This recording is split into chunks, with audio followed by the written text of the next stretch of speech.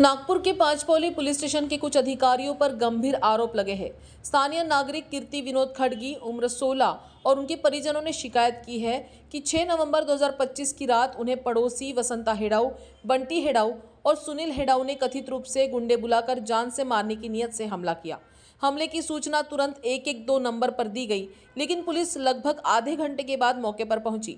पीड़ितों का कहना है कि गंभीर चोटें होने के बावजूद पुलिस ने उन्हें जबरन थाने आने को कहा और मेडिकल सहायता भी तुरंत उपलब्ध नहीं कराई गई। थाने में पहुंचने पर वरिष्ठ पुलिस निरीक्षक और एक एएसआई पर आरोप है कि उन्होंने पीड़ितों का बयान गलत तरीके से लिखा और मजबूर कर हस्ताक्षर करवाने की कोशिश की, जिसे आरोपी पक्ष को बचाया जा सके।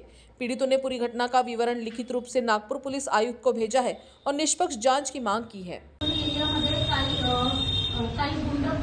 फॅमिलीचे लोक राहतात, हेडाऊ निखारे अशा फॅमिलीतले लोक राहतात आणि ते पूर्ण म्हणजे वस्तीवाल्यांना असं मारझोड वगैरे करतात। त्या 6 तारखेला हे पीडित परिवार आहे, 2 म्हणजे बहीण भाऊ, हे वडील आहे, ही मुलगी आहे 16 वर्षाची, 17 सुरू आहे, 19 वर्षाचा ना 16 वर्षाचा मुलगा, त्यांच्यासोबत थोडे क्षुल्लक गोष्टींनी वाद सुरू होते आणि त्या क्षुल्लक गोष्टीचा वाद अशा परिस्थितीमध्ये गेला की ते यांना ठार मारण्याचा प्रयत्न करत होते।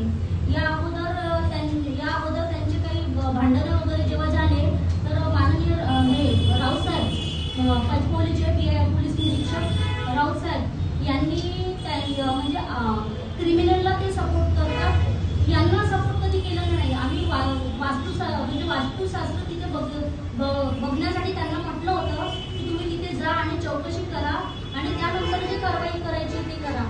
6 तारखेला एक घटना घडून आली।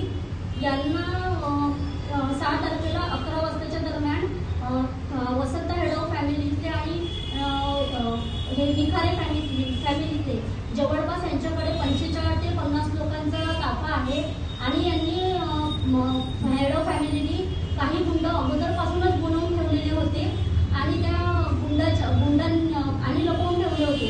मग हे जे आहे विनोद खडगी यांना तिथून पकडण्यात आलं आणि रॉड आणि बॅट, 2 रॉड होते, बॅट होते, त्या रॉड आणि बॅटचे त्यांची गाडी अडवली आणि त्यांना मारण्यास सुरुवात केली।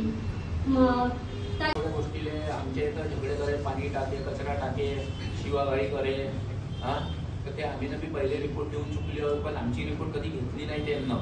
आम्ही पहिले रिपोर्ट दिली होती तर आम्ही म्हटलं का हे आमच्यावाला कधी बी काही घेऊ शकते, त्या सरले पण लेकिन त्यांना कारवाई आमच्यावरच केली, आमच्यावरच गुन्हा लावला।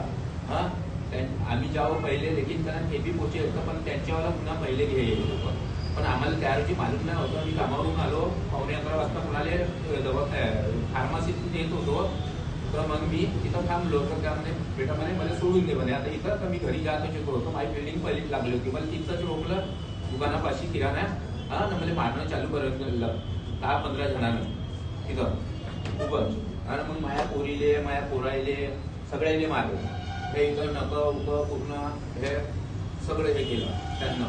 मग मी बेवस पडलो तर माया लेकरायनं आणि ते 2 जण होते वस्तीले त्यांना म्हणजे पोलीस ठाण्यात नेलं।